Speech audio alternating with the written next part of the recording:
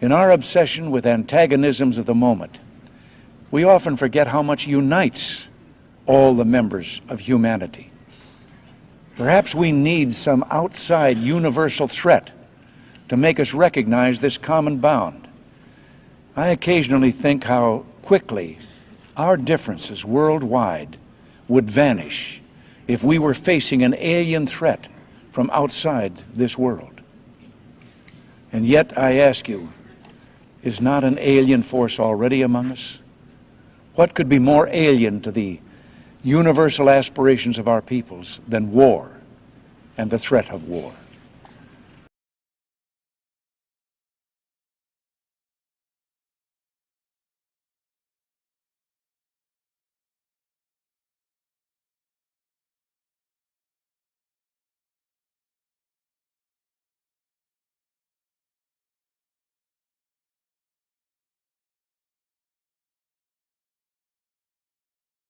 In 1994, Serge Monast revealed a terrifying secret. A plan by world leaders to fake an alien invasion, rewrite our history, hijack our faith, and lead us to a one-world order. 2 years later, he was dead after a suspicious interrogation with the police. Coincidence? Or did he know too much? I will leave that to you to decide by the end of this video. Today, his predictions aren't just coming true. They are already happening all around us. This is a real, true-life story of Project Bluebeam. Serge Monast called it Project Bluebeam. It would happen in 4 stages. The first would rewrite history itself. The second would rewrite what we see. The third would take over our thoughts.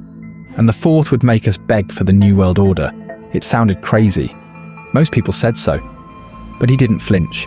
He published pamphlets, gave speeches, and even gathered a small following of believers who claimed he wasn't speculating. He was leaking. And in 1994, he went public with his most explosive claims yet. Nobody believed him, but he started being followed, watched, harassed, arrested twice. His children were taken by the state, allegedly because he was indoctrinating them. He continued to write, continued to speak. He said time was running out, that the pieces were already in motion, that something huge was coming. Then in December 1996, Serge Monast died suddenly of a heart attack. He was 51 years old. His family said he was in good health, that he hadn't been sick, that he died just hours after being visited by police. His followers believe he was silenced. His documents were seized. His final notes disappeared. And the mainstream media, as expected, ignored the entire story. Today, nearly 3 decades later, the world has changed in ways Monast couldn't have possibly predicted. But somehow the pieces are still lining up. And slowly, quietly, people are starting to take Monast seriously. They're not asking if Bluebeam is real, they're asking if it's already begun. But what even was the Bluebeam project, and how will it begin?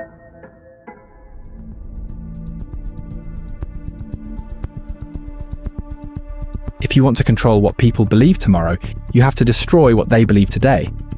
That's how Serge Monast described the beginning of Project Bluebeam. Before the sky opens, before the fake miracles, before the fear. The very first step, he claimed, would be to shake the foundation beneath us, to make us doubt the very things we think we know are true. And that starts with faith. Monast believed religion wasn't just a spiritual force, it was a political one. One of the last great obstacles to a truly global system. Different gods mean different laws, different histories, different loyalties. You can't have a one-world government without a one-world belief system, and you can't have that unless you first discredit the old ones. But the plan wasn't to burn churches or ban sacred texts.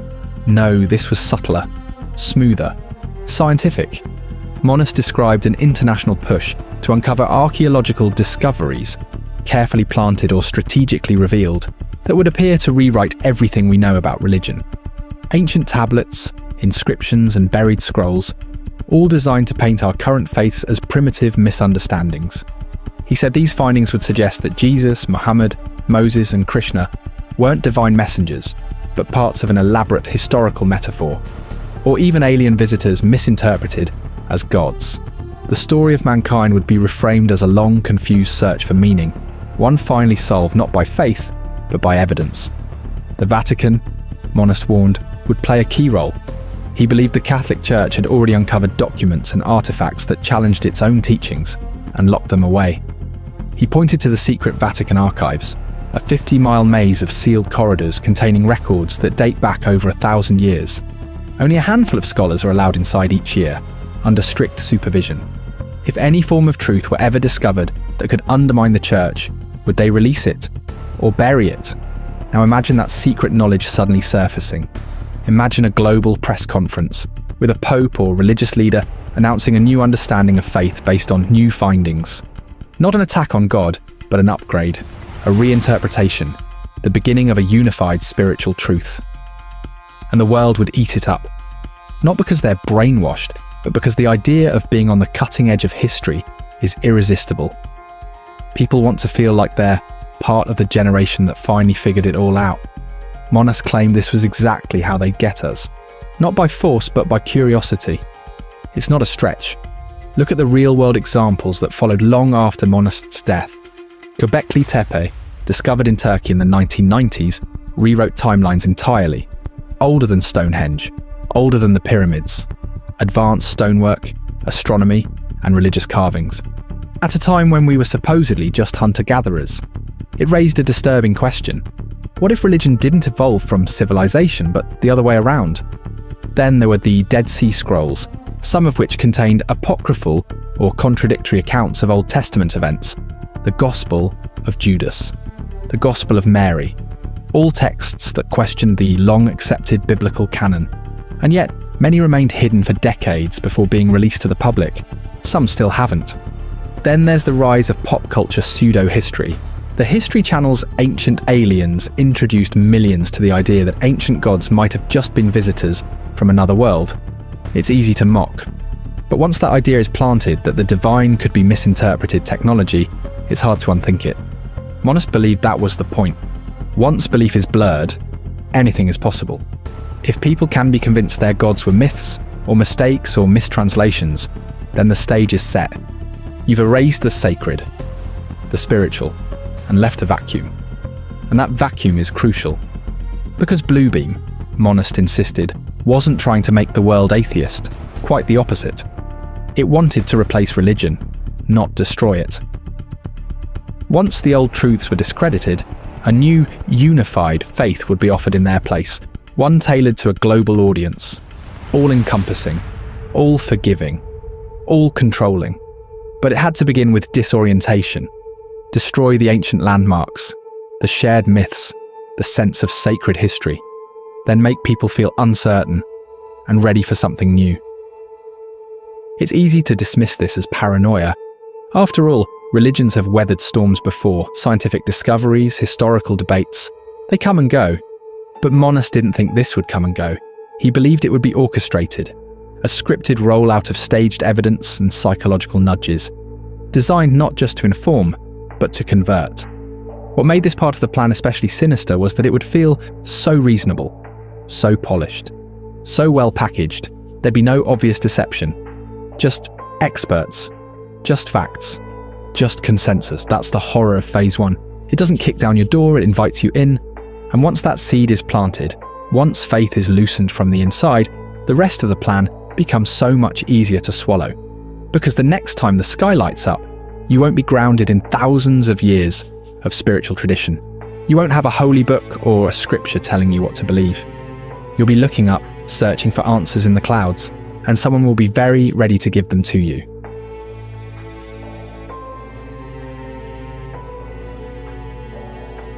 This is the phase that captures imaginations, the one that makes Project Bluebeam sound less like a theory and more like a blockbuster movie waiting to happen. Massive 3D holograms, glowing above cities, celestial figures descending from the clouds, alien motherships the size of skyscrapers hovering silently over capitals.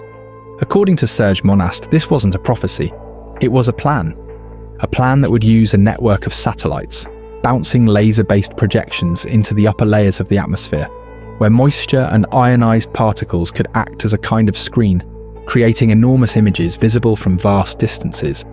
But these illusions wouldn't be one-size-fits-all. They'd be regionally tailored, he said, designed to speak to the core beliefs of each culture. The goal isn't to shock people, It is to move them emotionally, to make them believe they were witnessing the most important moment in human history. At first glance, Project Bluebeam reads like a futuristic fever dream. Sky-sized holograms, disembodied voices inside your skull, global mind control. It sounds absurd until you start looking around. Because piece by piece, year by year, the technology Serge Monast warned about in the 1990s, tools he could only speculate about, has quietly emerged, and not in classified labs or secret bunkers, in plain sight. Let's start with something visual, something everyone can understand: the sky.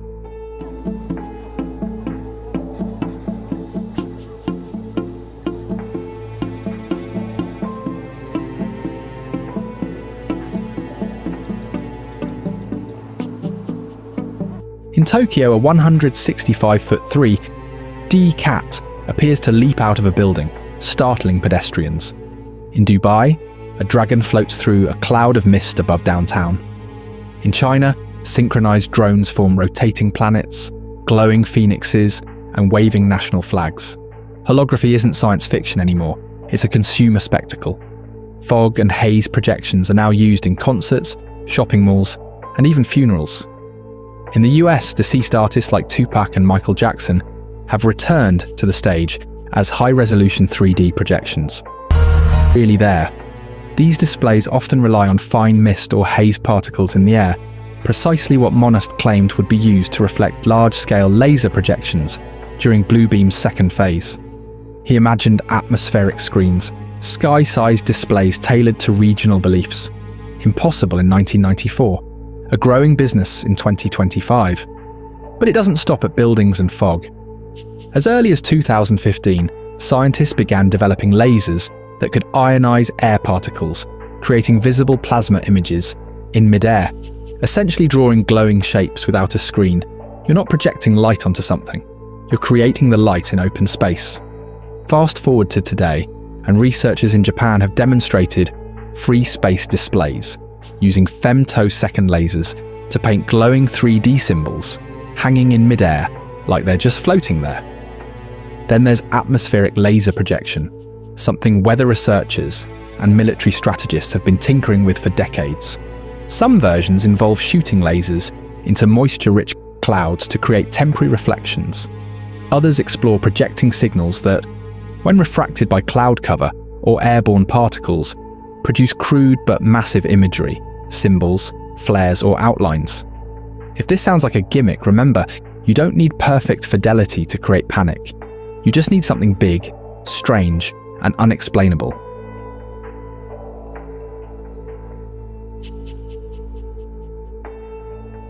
It's one thing to see something strange.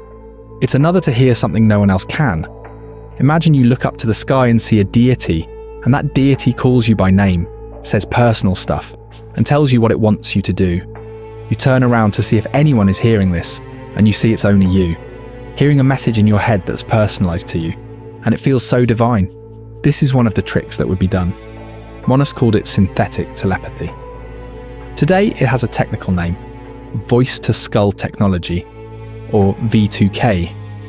The US military has publicly acknowledged its interest in non-lethal acoustic weapons.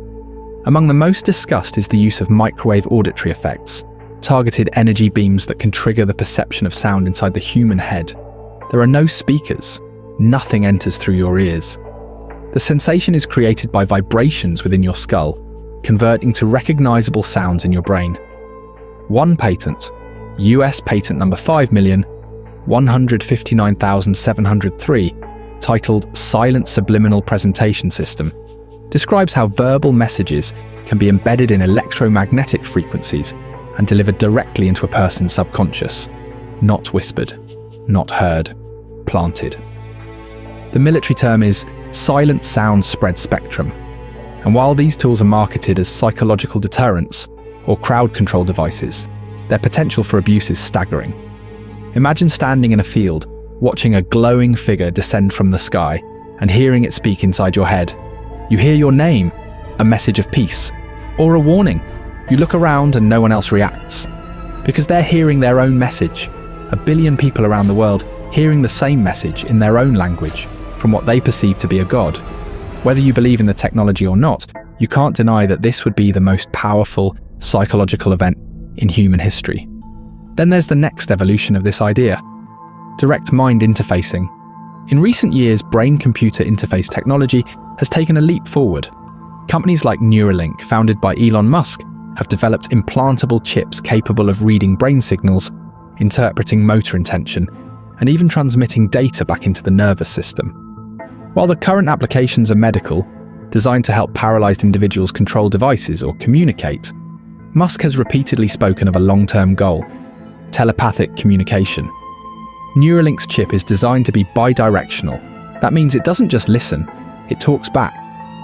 If taken to its logical conclusion, this opens the door to programmable thought, direct stimulation of emotions, dreams, sensory hallucinations, and even ideas.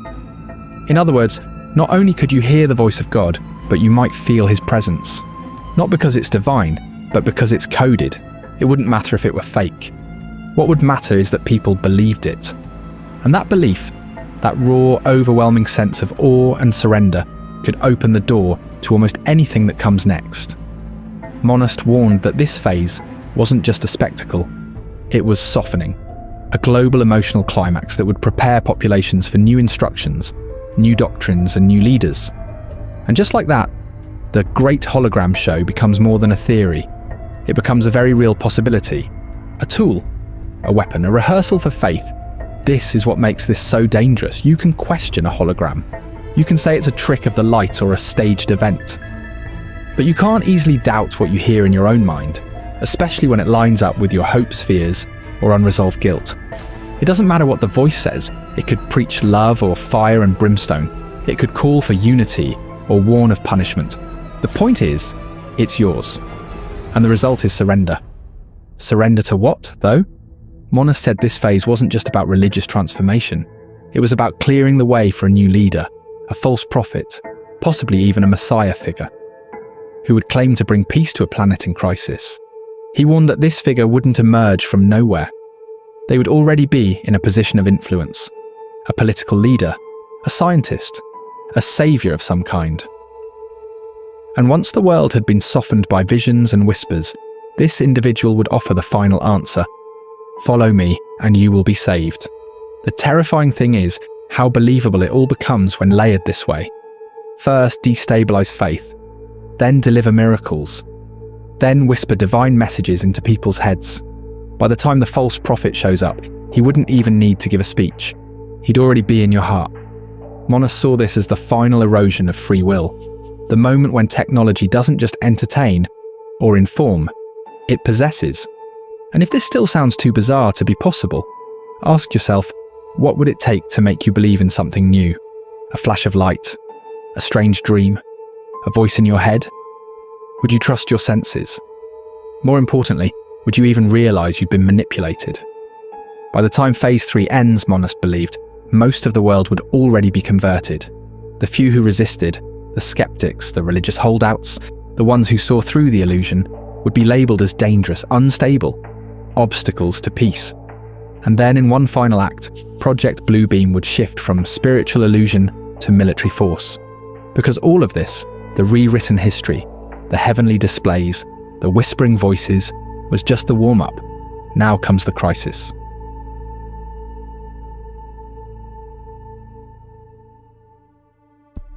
In the final stage of Project Bluebeam, Serge Monast warned of something so massive, so overwhelming, it would make every previous phase seem like a rehearsal.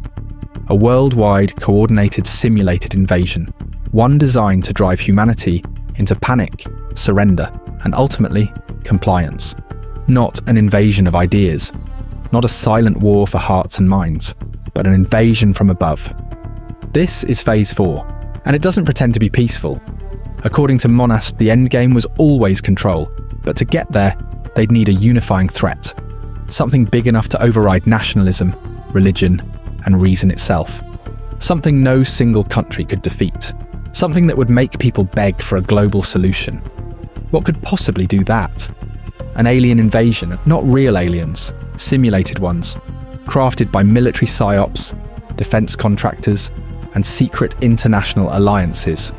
A war staged so convincingly with real weapons, real destruction, and real death, that the truth wouldn't matter. Because by the time people found out it wasn't real, they'd already have signed their freedoms away. We saw a glimpse of it with 9/11. If you believe what conspiracy theories are saying, they believe everything was orchestrated and everyone fell for it. Especially with the lies that Iran had weapons of mass destruction, as of then, which wasn't so. And the same thing could happen again. Monast claimed this event would begin with a massive sky display, similar to the previous phase, but darker. Instead of glowing deities or peaceful projections, the sky would fill with terrifying objects, alien ships, demonic forms, and creatures that look straight out of a nightmare. Cities would lose power, communications would go dark, emergency broadcasts would flood the airwaves, planes would be grounded, military forces would mobilize publicly, but all according to script. He believed this stage would be executed with real-world force, missile launches, bombings, accidental disasters that would appear to be caused by the invaders, but behind the scenes, it would all be a controlled demolition. Monast suggested the use of advanced aerial vehicles, possibly unmanned, equipped with dazzling lights, cloaking abilities, and unconventional movement patterns to mimic extraterrestrial craft. Sound familiar? That's exactly how many described the so-called Tic-Tac UFOs tracked by US fighter pilots. Fast, erratic, non-human looking, yet somehow physical, technological. This final phase wouldn't rely only on visuals though. Monast warned of psychotronic weapons, tech designed to amplify panic, confusion, and spiritual dread. He claimed that directed energy systems could induce mass anxiety or hallucinations, enhancing the illusion of a supernatural or alien event. And that's the good part. The bad part is that they could actually act out the destructions and kill millions of people to make it real and very believable. And in short, it would feel real because every human sense would be under siege. And then, just as panic reached its peak, the solution would arrive. A world broadcast, a declaration. From the UN, from NATO, from a charismatic new leader, or from a universal council of former enemies suddenly working together. We must unite as one to survive. Borders are outdated. Religion has failed. Individualism has brought us to the edge. We need global peace, and here's how we'll get it. That how would come with strings attached, strings like a single world government to coordinate the defense effort and manage peace, a universal digital currency for security and to prevent funding future resistance, a biometric ID system, mandatory for every global citizen, tracking movement, employment, spending, and even thoughts, a surveillance regime, complete with drone patrols, facial recognition, and predictive behavior algorithms. All of it justified by a single sentence. We can never let this happen again. All of this sounds like fiction, a paranoid nightmare, a B-movie script. But think about what has quietly unfolded since Monast's time.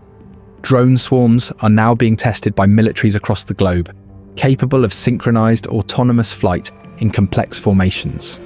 We've seen them dance through Olympic ceremonies, flash into glowing logos above skyscrapers, paint pictures across the night sky. Now imagine them deployed with aggressive lighting systems, sound effects and directional propulsion, flying in patterns designed to mimic an attacking fleet. Could you tell the difference from the ground? Could you convince someone it wasn't real? Then there are defense drills. We know governments have conducted simulated alien invasion scenarios.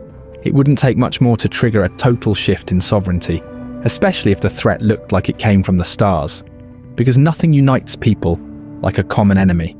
And if that enemy is loud, terrifying, and falling from the sky, people won't be asking questions. They'll be asking for protection. Which brings us full circle to Monast's greatest fear, that the very tools designed to liberate mankind, technology, science, and global cooperation, would be twisted into the final trap. That the illusion wouldn't just come from the outside world, but be absorbed into the human spirit. We wouldn't just see the lie, we'd live it. We'd welcome it.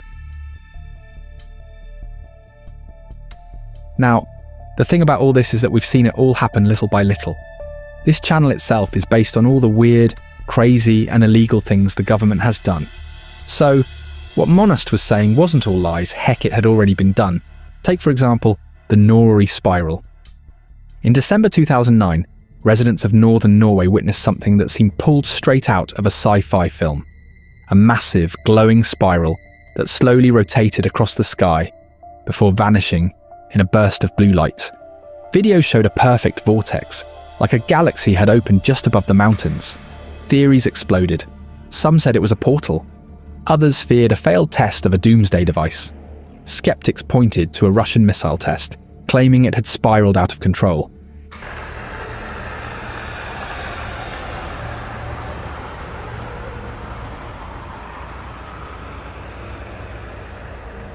But nothing about the phenomenon looked accidental. It was symmetrical, eerily silent, and sustained for minutes. Missile tests don't usually look like celestial geometry. To this day, many believe it was a test of projection technology, a dress rehearsal, or perhaps a warning. This wasn't the only incident of this nature. Back in 1997, something even more unsettling appeared over Arizona. Thousands of witnesses, from civilians to police officers to former military, reported seeing a massive V-shaped object, silent and slow-moving, gliding across the sky. It blocked out the stars. It didn't behave like any known aircraft. The US Air Force later claimed it was just flares, but the scale, silence, and synchronized motion described by witnesses didn't match any flare behavior.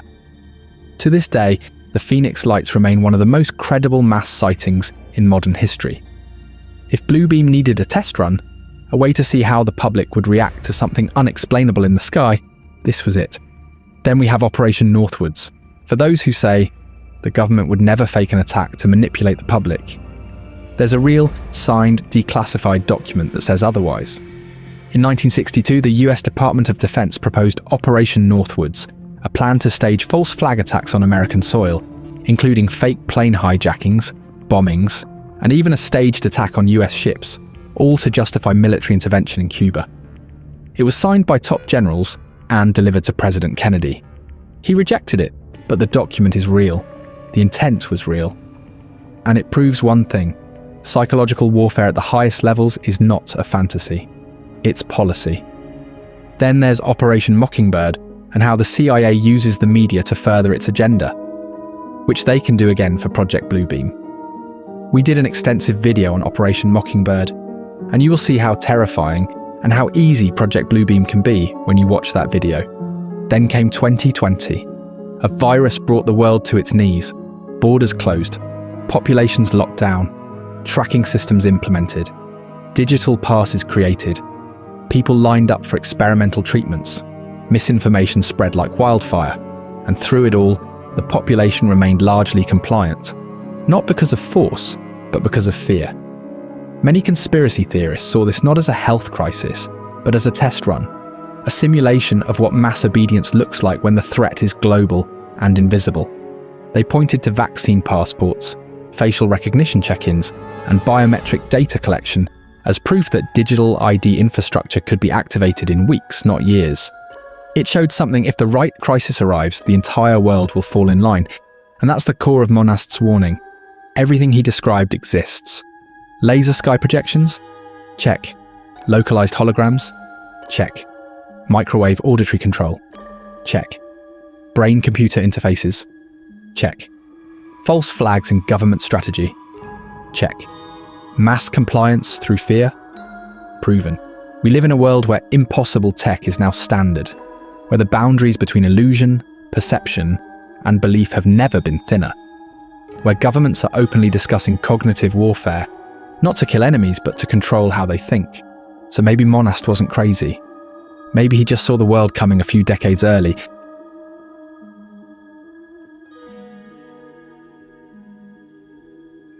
Personally, the most concerning one for me came in 2017. Everything changed in 2017 when the New York Times published a bombshell report. The Pentagon had a secret UFO program, and it had the footage to prove it. Navy pilots were shown tracking tic-tac shaped craft, smooth white featureless objects performing impossible maneuvers, zipping across miles of sky in seconds, with no visible propulsion. For a moment the world froze. These weren't grainy amateur videos. This was US military infrared footage, voice recordings, and radar lock-ons.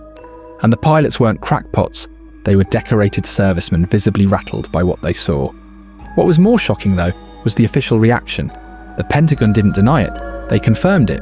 Suddenly, the alien question was no longer a question, it was a press release. Since then, disclosure has accelerated. In 2020, the Department of Defense established the UAP Task Force, later rebranded as the All-Domain Anomaly Resolution Office, AARO. In 2023, retired intelligence officer David Grush testified before Congress, claiming the US government had recovered non-human biologics and crashed craft. He held a top-secret clearance, served as a decorated veteran, and under oath he said what conspiracy theorists have been saying for years, that governments are hiding evidence of alien technology and possibly using it for reverse engineering.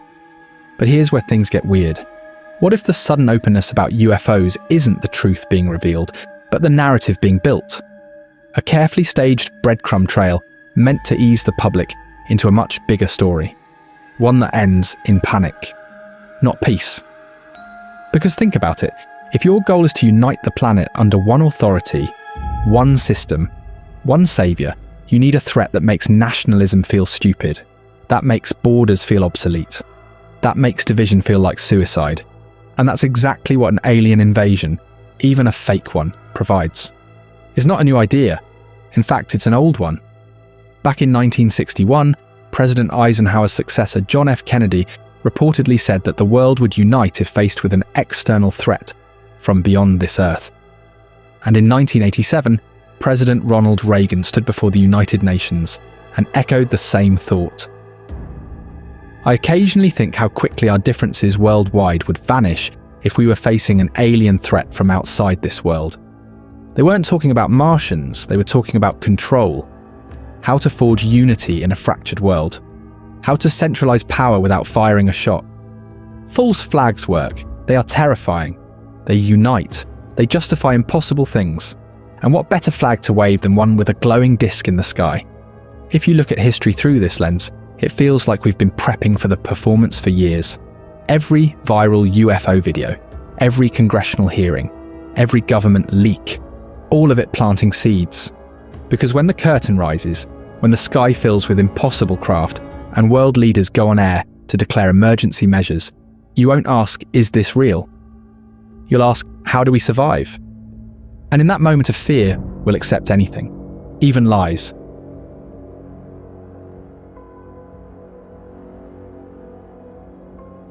If the alien invasion is Act 4, this is the encore.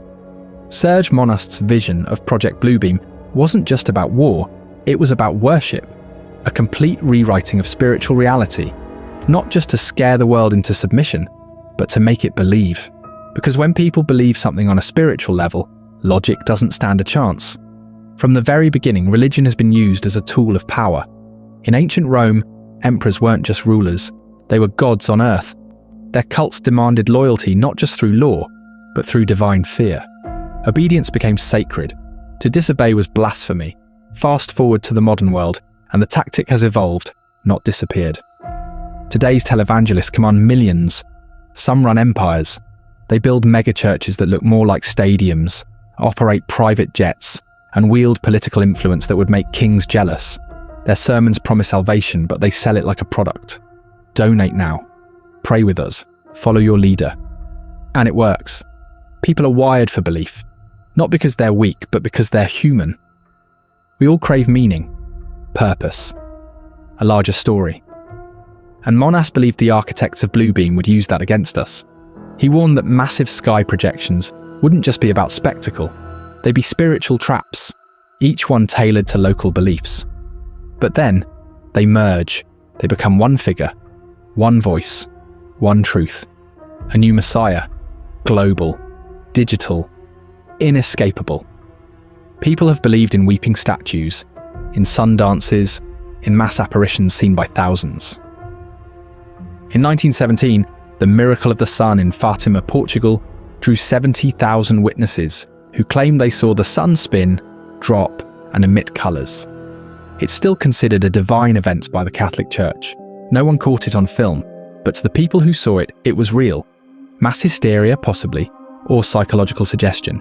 But the takeaway is this: you don't need proof to create faith. And now we're entering an era where faith can be programmed. And behind all of it is a creeping new religion: transhumanism. The belief that humanity is outdated, that our minds, bodies and ethics must be upgraded, that suffering can be eliminated not through God, but through code, that eternal life isn't in heaven, it's in a server.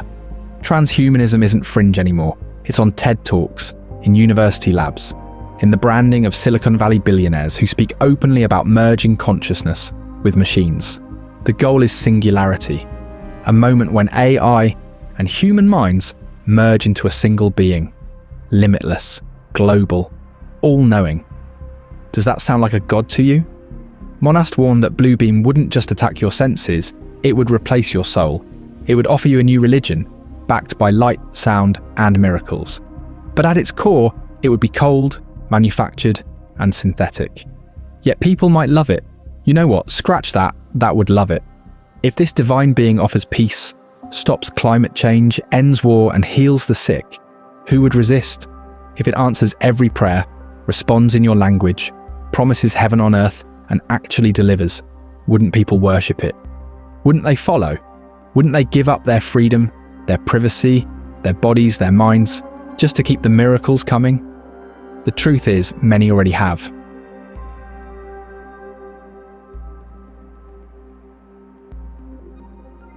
The best way to sell a lie is to package it as entertainment.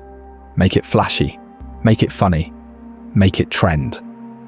And before long, people won't question if something's real. They'll just wonder which version of it they like better.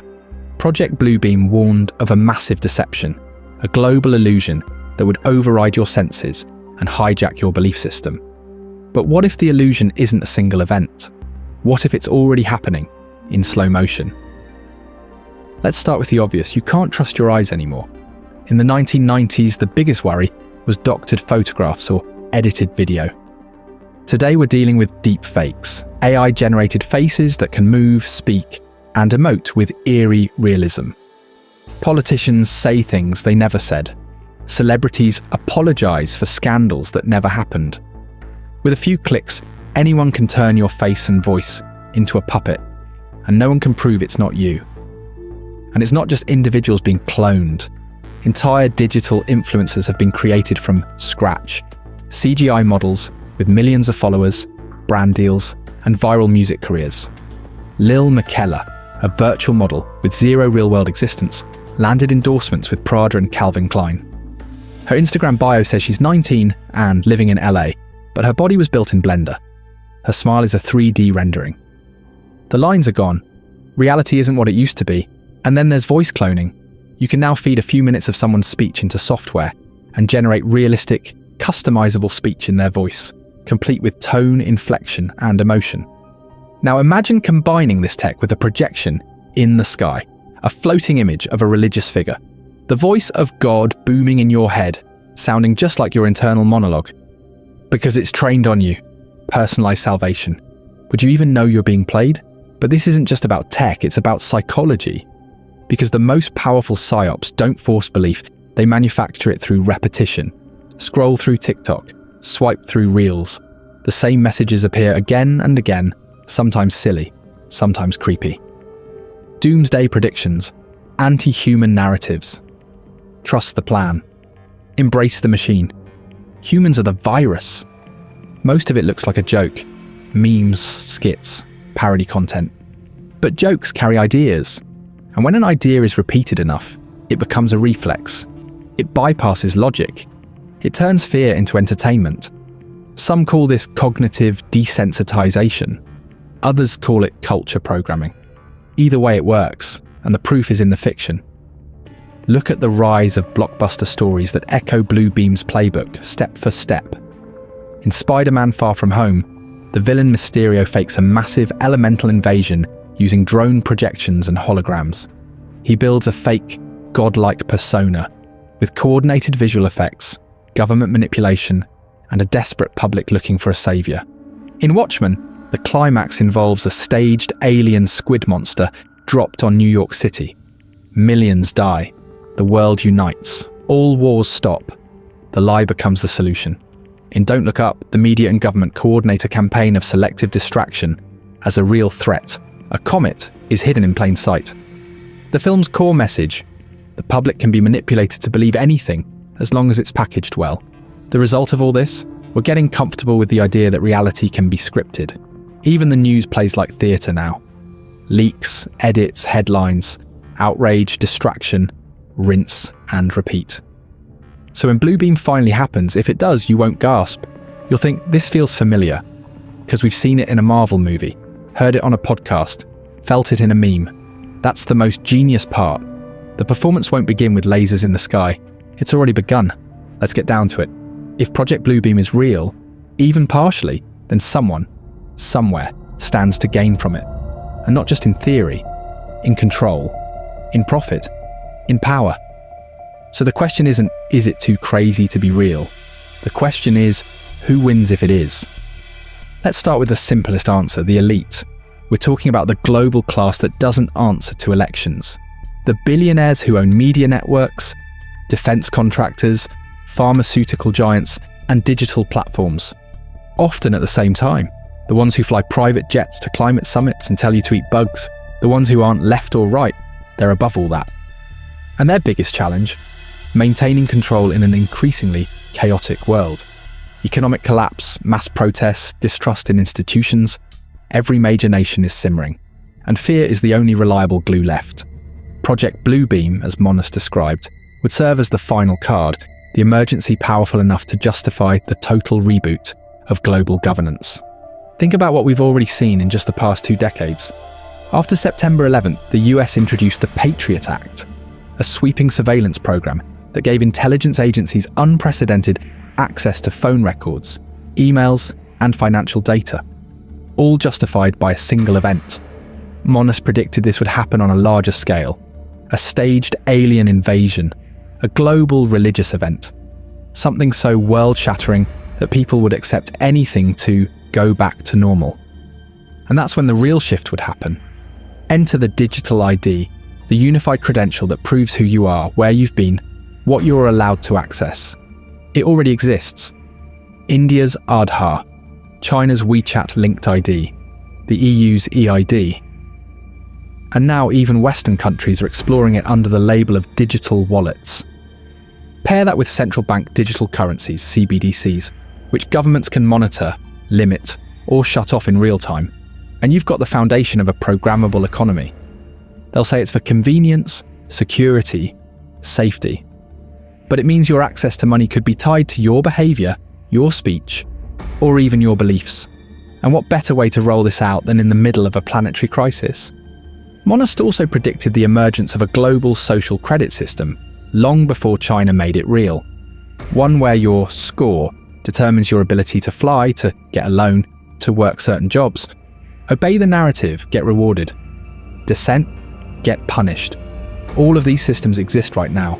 All they need is one massive emergency to unify them. That's what Bluebeam would be. The grand justification. One sky event. One enemy. One saviour. It sounds dramatic until you realise it's already happened incrementally, piece by piece. And when you step back, something becomes chillingly clear. Bluebeam doesn't need to be invented anymore. It just needs to be launched.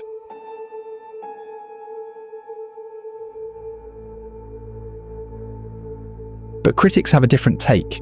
They say Project Bluebeam has all the ingredients of a blockbuster conspiracy.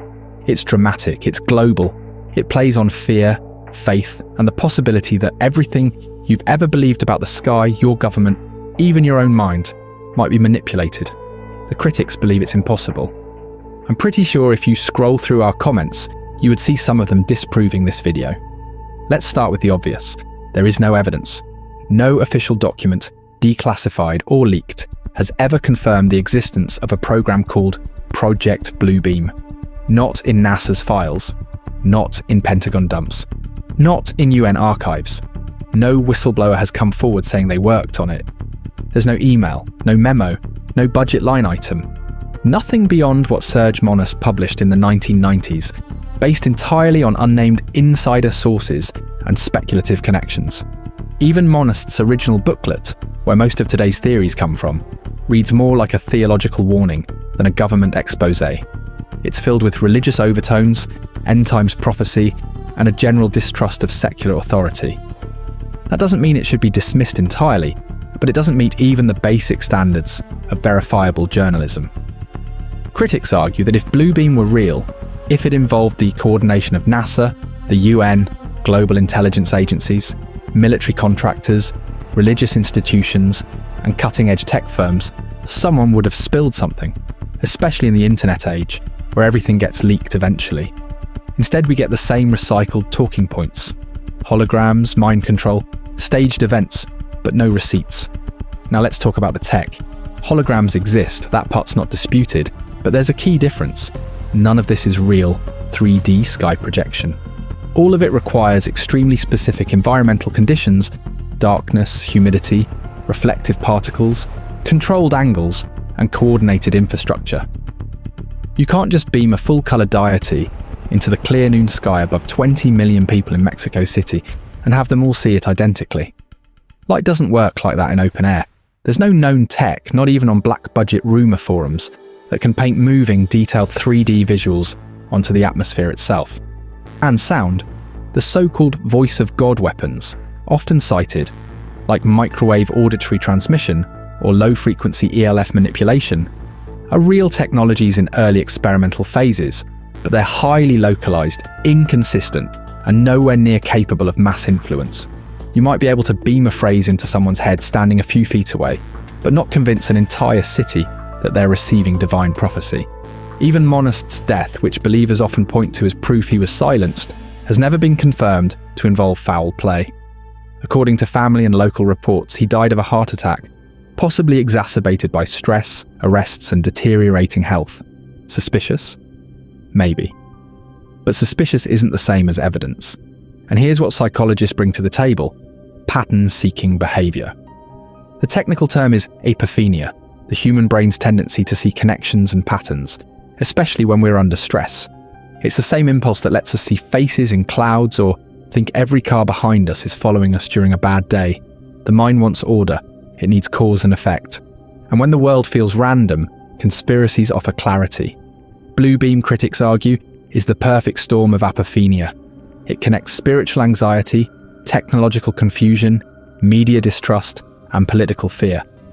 All in one tidy narrative. Every odd sky event becomes a test. Every new breakthrough in neural tech becomes proof. Every strange death is an assassination. And because the theory includes both the illusion and the denial of the illusion, it becomes unfalsifiable. Any debunk is just part of the cover-up. It's not the first time this has happened. During the Cold War, Americans were told to duck under desks to survive nuclear blasts.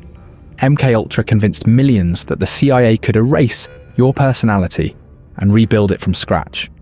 Satanic panic in the 80s had people seeing devil-worshipping cults in suburban daycare centres. And more recently, 5G towers were blamed for everything from cancer to mind control to the spread of COVID-19. Each of these panics had some grain of truth. Yes, the CIA did run disturbing LSD experiments. Yes, governments have manipulated public emotion, but they spiraled into mythology. Bluebeam, skeptics say, is just the latest version. MKUltra meets the Matrix meets Revelation. And there's another layer: projection. Not in the hologram sense, but in the psychological sense. Some experts argue that Bluebeam is a reflection of our own fears about technology, globalization, and institutional collapse. It's easier to believe in a coordinated super conspiracy than in the slow, sloppy erosion of trust caused by 30 years of bad policy, economic upheaval, and social fragmentation. It's also easier to believe we're being manipulated by satellites than to accept that we're choosing to live in echo chambers, that we give our data away freely, that we let algorithms decide what we believe, that the control doesn't come from above, it comes from within. In that view, Bluebeam isn't dangerous because it's real. It's dangerous because it distracts us from what is. And yet even the harshest skeptics admit one thing: Bluebeam has staying power. Unlike most conspiracies that fade after the original event or figure disappears, Bluebeam has mutated, adapted, spread. It's become more than a theory, it's a framework, a lens through which people interpret the chaos of the modern world. A new tech rollout feels invasive. It's Bluebeam, An unusual meteor shower goes viral. Test run. A charismatic AI voice emerges online. Here comes the digital messiah. This flexibility makes Bluebeam hard to kill. It's not pinned to one location, one date, or one figure. It absorbs trends, evolves with the news cycle. It's less a theory than a worldview.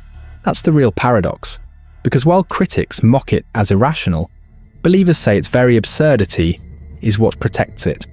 That the tech doesn't need to work today, only soon. That the denials are expected. That the illusion is already seeping in, pixel by pixel, belief by belief. And maybe that's what makes Bluebeam so effective. Not as a real government operation, but as a cultural myth. A psychological blueprint for how easily reality can be rewritten if the story is good enough. Verdict.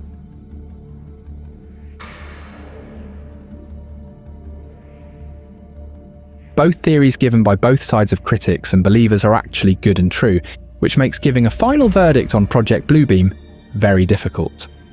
That being said, I will give you my personal verdict. Not the official stance of this channel, but my personal belief, and with this one, I have to agree with the believers that Project Bluebeam exists.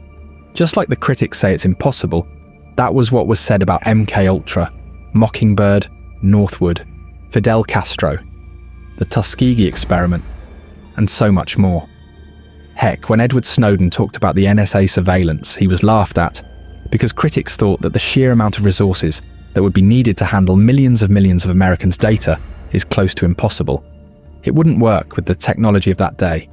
Meanwhile, it was already in existence as they debated its very existence.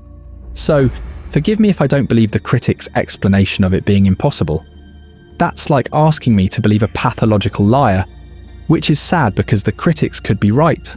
Project Bluebeam might not exist, but the fact that the organisation or government being blamed is guilty of doing similar things makes it harder for anybody to believe otherwise.